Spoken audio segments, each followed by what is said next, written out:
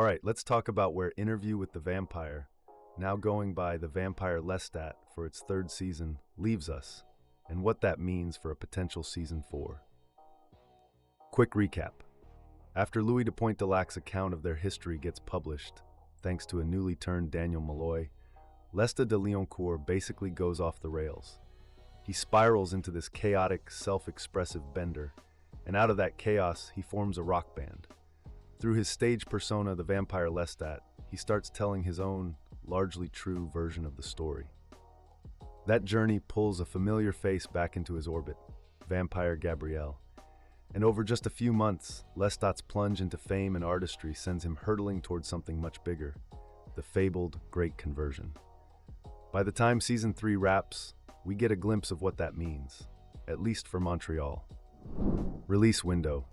Now here's the thing. There's no official renewal yet. So what happens to the rest of the world, and to Lestat and Louis themselves, is still up in the air. That said, given how popular the show is and the fact that future seasons were already being planned, a renewal really does feel inevitable. If it happens, we could be looking at Season 4 sometime around 2028. Could Season 4 adapt The Queen of the Damned?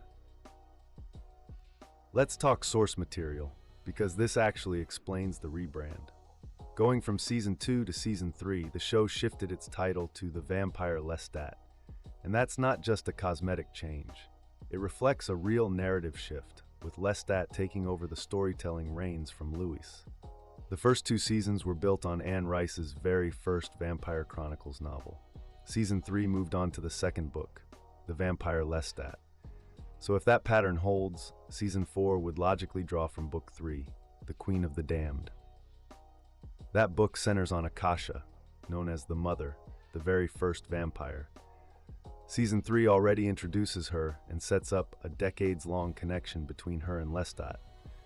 So a future season could dig much deeper into that history and its role in the show's larger mythology, the immortal universe as it's known, plus more on the Great Conversion itself, including its origins and its real impact. Who's coming back? On the cast side, the core group has stayed consistent through every rebrand, and that's expected to continue. This foursome and their genuinely destructive dynamic with each other.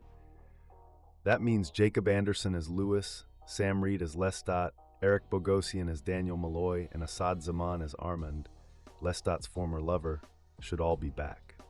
The newer additions who made a big impact, Jennifer L. as Vampire Gabrielle, Seamus Patterson as Vampire Alex, and Sarah Swire as Vampire TC, also look likely to stick around. And if Season 4 does lean harder into Akasha's story, that probably means a return for Sheila Adam as well. One character whose future is genuinely uncertain, Claudia, played by Delaney Hales under the name Regina. Her arc feels like it's reached a natural stopping point, so whether she comes back is a real question mark. On the flip side, Justin Kirk's Raglan James looks all but confirmed to return. Plot details, the final concert, and what it set up. So what actually happens in Season 3?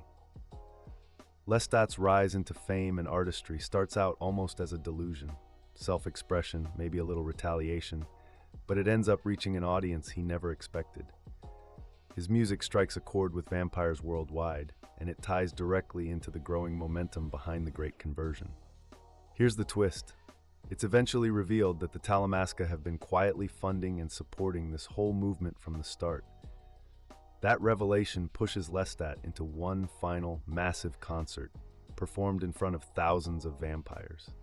Unresolved threads, what the finale leaves open.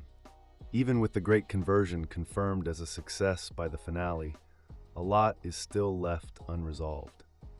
There's a noticeable gap between the future set sequence that opens the very first episode of The Vampire Lestat and everything we've actually watched play out, including a scene of 2 men sitting in an auction room who very pointedly are not at each other's throats. Creator Rolin Jones addressed exactly this in an interview with IGN. His message, essentially, don't worry, the pieces are meant to click into place. As he put it, if there's a Season 4. A lot happened this season, and he's suggesting all of it, including that mysterious auction room scene, is building towards something that pays off down the line. So that's where things stand. No confirmed renewal yet, but every sign points towards Season 4 happening, likely around 2028, with Akasha's story and the Great Conversion's fallout front and center. Thanks for watching. If you liked this video, make sure to like and subscribe for more.